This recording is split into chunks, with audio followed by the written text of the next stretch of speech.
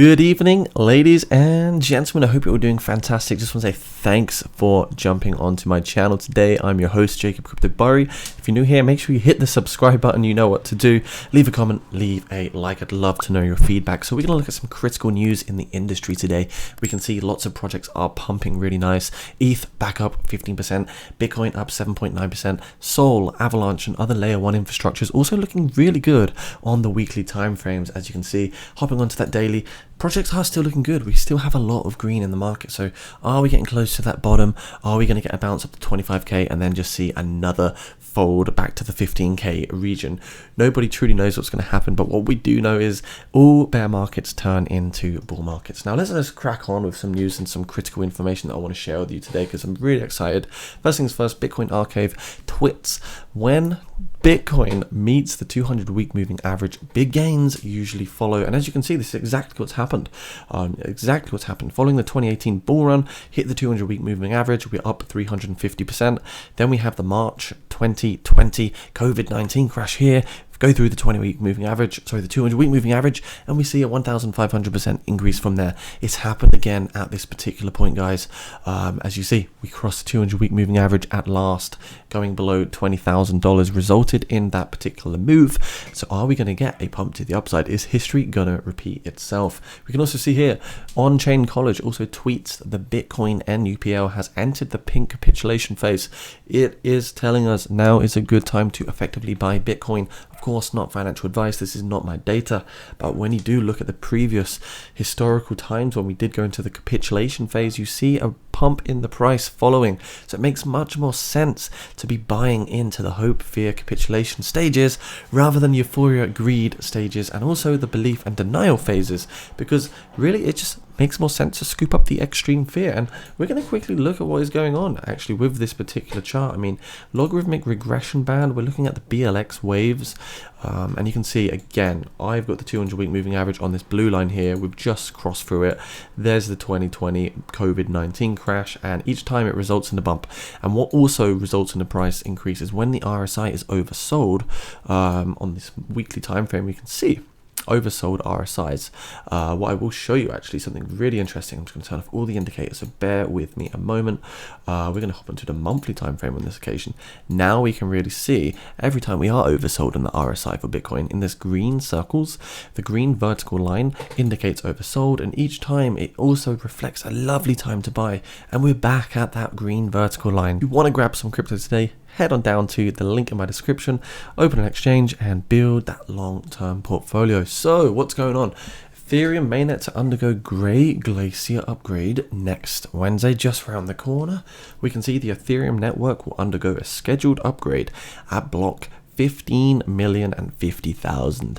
The upgrade will prolong the difficulty bomb by 100 days. The 7th mainnet shadow fork went poorly, where 20% of nodes dropped off at merge activation. So 29th of June, guys, stay put, watch this space because big things are happening. The Grey Glacier upgrade is going to come out for Ethereum. So effectively, big things. Any update for Ethereum is always nice. Of course, we've got the triple merging or the halving coming out soon as well, which will help the project become more deflationary and should in turn have a positive impact on the price. We've also got Cristiano Ronaldo and Binance team up for a legendary NFT partnership. This is massive, guys. We're beyond excited to announce our exclusive multi-year partnership with Portuguese football legend Mr. Cristiano Ronaldo himself. The 5-time Ballon d'Or winner is joining forces with Binance to provide a one-of-a-kind experience for football fans worldwide.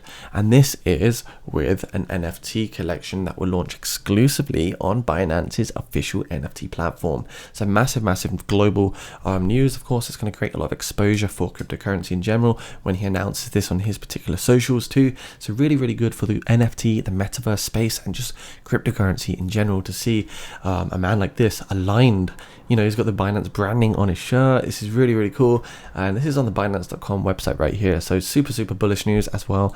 What else we got? Solana launches Web3 focused smartphone Sega to improve crypto mobile relationships. This is massive actually. June 23, a few days old already, but really critical news, I think, and many projects could follow in their footsteps. The co-founder and CEO of Solana, Anatoly, Yakovenko had a Steve Jobs moment when he stood in front of an auditorium in New York City and announced the launch of Saga, an Android Web3 focused smartphone. This is something I felt fundamentally I believe the industry needs to do. We didn't see a single crypto feature at the Apple Developer Conference 13 years after Bitcoin was live. People will pull out their laptops in the middle of dates so they don't miss an NFT minting opportunity. So I think it's time for crypto to go mobile, he stated. So this could be really, really big. We see down here, this launch could bring Solana to the big tech leagues, shifting from just a crypto-centric world and into one alongside Apple, Microsoft, and of course, Android.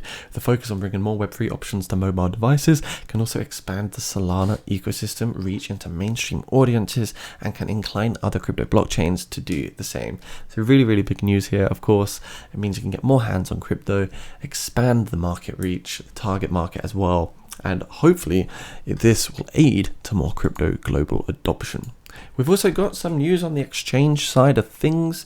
Coinflex follows Celsius in suspending withdrawals. So anyone on the Coinflex exchange, unfortunately, you cannot withdraw anything at the moment. The cryptocurrency exchange Coinflex suspended customer withdrawals due to harsh market conditions.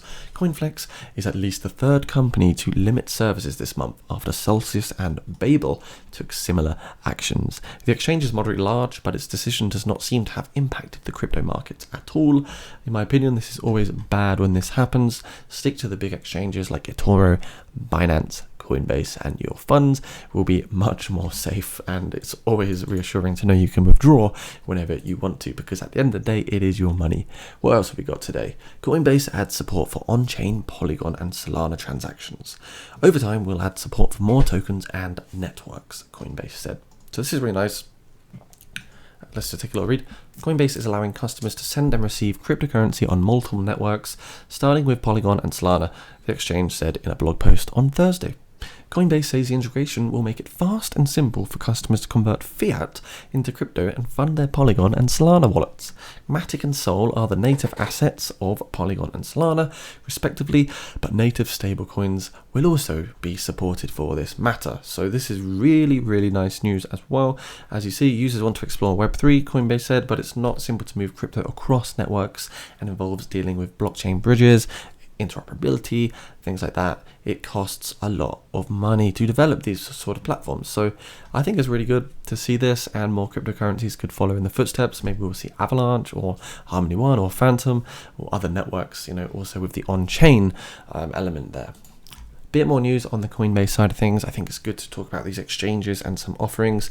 Coinbase Derivatives Exchange to make nano Bitcoin futures available through leading brokers, as we can see.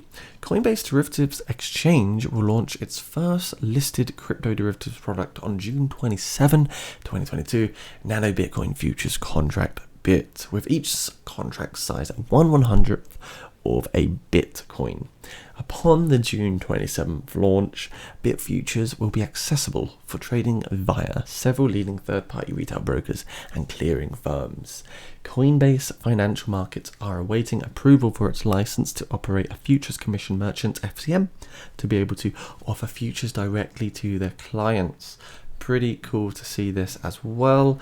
The crypto derivatives market represents $3 trillion in volume worldwide, and we believe that additional product development and accessibility would unlock significant growth in the industry. So again, more updates, more offerings, more products in the crypto space. This is really, really good to see, especially during these turmoil bear markets. Crypto.com app to accept Apple Pay for crypto purchases in the US. Really, really good payments news here, guys. So the crypto exchange and payments company Crow announced on Friday that it now accepts Apple Pay in its app for US users. Nice to see again.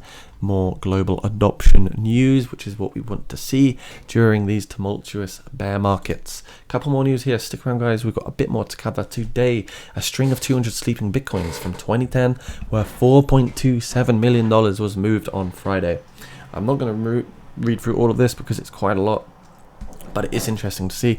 The floor block rewards were mined between September and October 2010, and the Bitcoin worth 200 Bitcoin worth 4.27 million were transferred to an unknown wallet.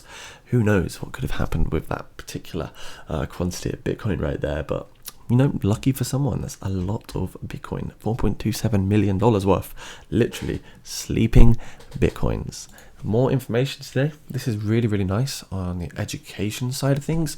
University of Cincinnati adds crypto courses to the curriculum. Can you imagine if people start studying blockchain and cryptocurrency, and how big this would be for millennials and the younger generations? Because if people are already 16 learning about crypto, they're going to take this with them throughout their entire lifetime. We already know cryptocurrency and blockchain has many solutions to supply chains and many other macroeconomical environmons too.